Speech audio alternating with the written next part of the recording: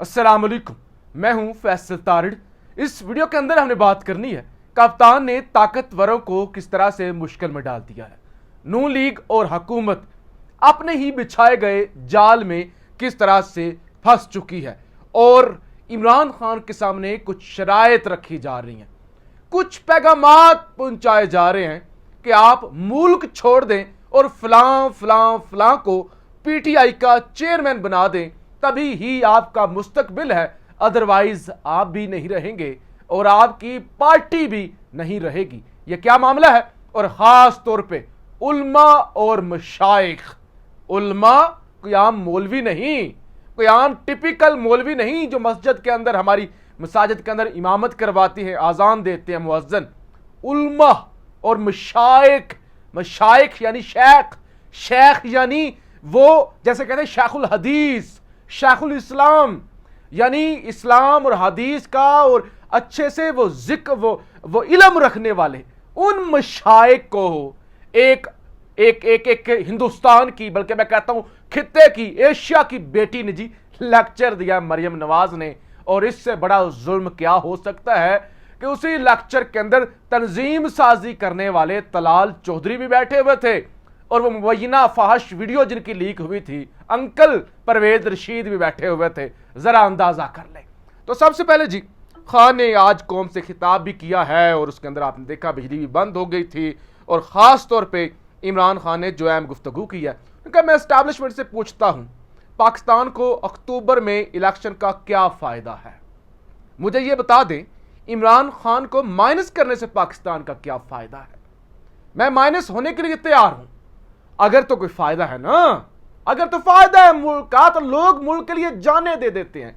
हमारे जो फौज के अंदर शुहदा हैं और दीगर भी पुलिस के अंदर और बेशुमार लोग जो मुल्क के लिए कुर्बानियां देते हैं, वो वतन के लिए देते हैं ना।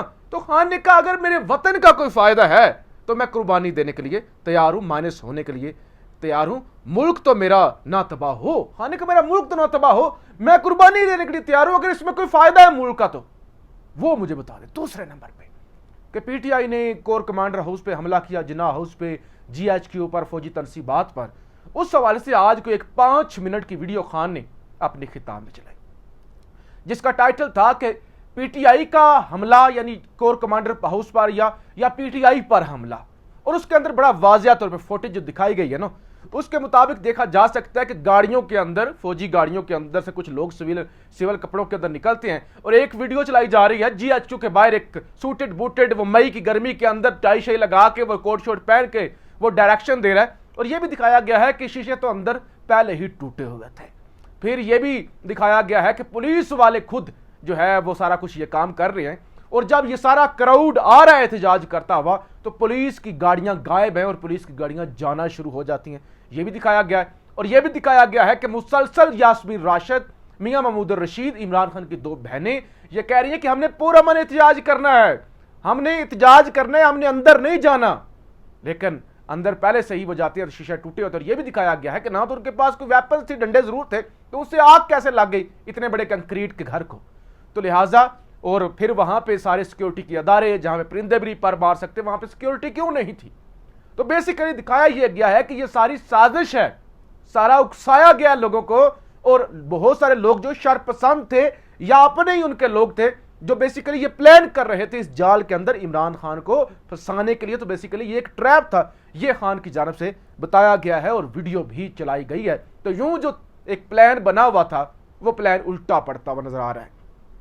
और ख़ास तौर पे मैं आज, मेरे एक दोस्त हैं शफकत अली कुरैशी साहब, बड़े अच्छे दोस्त हैं रावलपिंडी से, तो उनकी एक मैंने पोस्ट पढ़ी और वाकई मुझे वो बड़ी पसंद आई, इसलिए मैं आपसे शेयर भी करना चाहता हूं कि इन हालात में जो कह रहे हैं ना कि इमरान खान का क्या बनेगा, ये होगा वो होगा, ताकतवरों के पास भी इतना स्टेमिना में भी ना हो कि वो जो इतने ज़्यादा क्राइसिस हैं और इतने ज़्यादा जो महाज खुले हुए हैं उनका मुकाबला कर सके। तो शफकत अली कुरैशी लिखते हैं, दुनिया की अस्करी तारीख में कोई भी जर्नैल बैक वक्त 7 फ्रंट खोलकर आज तक नहीं जीत सका और एक मुल्क में मकबूल तरीन सियासी जमात के खिलाफ पीपल्स पार्टी, MQM, दीगर छोटी जमातों का भी इख्तलाफ है। अच्छा जी, और वो मुल्क के मकबूल तरीन सियासी जमात के खिलाफ वो कहते हैं कि फ्रंट खोलकर कामयाब नहीं हो सका। 2 जुडिशरी कि जुडिशरी के खिलाफ भी फ्रंट खोल दिया जाए, उनको बदनाम किया जाए। तीसरा वकला, चौथा पूरा मुल्क, कौम, सिविल सोसाइटी, पांचवा वेटरन्स जो साबका आर्मी के अफसरान होते हैं, छठा मैशत के खिलाफ भी महाज है ना।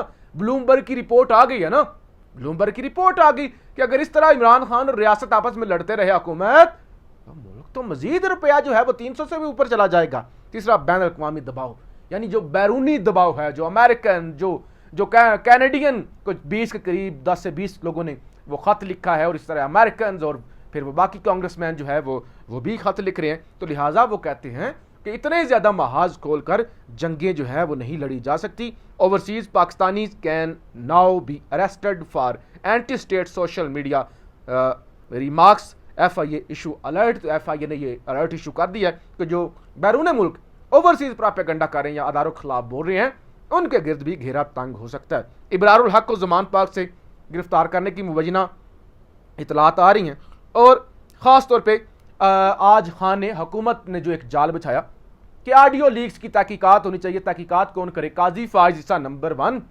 जस्टिस आमिर फारूक नंबर 2, और तीसरे बलोचिस्तान हाई कोर्ट के चीफ जस्टिस। खान ने कहा खुश आइंद है, अच्छी बात है, तहकीकात होनी चाहिए, लेकिन जानबूझ के इसके अंदर फ्लो छोड़ा गया है। सवाल यह पैदा होता है कि ये ऑडियो रिकॉर्ड कौन करता है?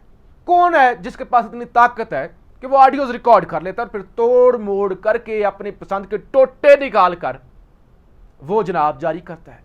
तो सवाल ये पैदा होता है, खान ने कहा कि वजीर आजम की ऑडियो कौन रिकॉर्ड कर लेता है, वजीर आजम हाउस की ऑडियो रिकॉर्ड कौन कर लेता है, इसकी भी तहकीकात तो होनी चाहिए। तो इस पर खान ने बड़ा वाजिया उन्होंने हुकूमत को कहा, जी ये जो आप जाल बिछा रहे हैं ना, इसके अंदर आप खुद फंस रहे हैं। जो सबसे अहम पहलू है कि ये करता कौन है। ऑडियोज आ गई, लेकिन कहां से आई, किसने की, क्यों आम लोगों की और सियासतदानों की जो प्राइवेसी और पर्सनल गुफ्तगू है वो टेप की जाती है। खान ने इस पर भी कहा कि इसकी भी तहकीकात, फूड टेपिंग से गैर कानूनी हासिल डाटा लीक करने वालों को भी जिम्मेदार ठहराया जाए। इसके उन्होंने कहा ये प्राइवेसी जो एक्ट है आर्टिकल 14 के तहत हासिल प्राइवेसी की संगीन खिलाफ वर्जी, phone call tampering, phone tapping वगैरह, और ये जो करते हैं उनके खिलाफ भी कार्रवाई होनी चाहिए। तो ये खान ने कहा कि इस पर भी ज़रा ध्यान दें। तो ये भी आज खान ने गुफ्तगू कर दी। और फिर जनाब क्या होता है, झूठा प्रोपेगेंडा किया गया कि इमरान खान ने मजम्मत नहीं की, जबकि मैंने चीफ जस्टिस के सामने कहा कि मेरी 27 साल सियासत तशद्दुद से दूरी की है और मैं हर किस्म की इंतशार के खिलाफ हूँ और इसकी मजम्मत करता हूँ। इमरान खान ने आज ये भी जनाब पैगाम दे दिया।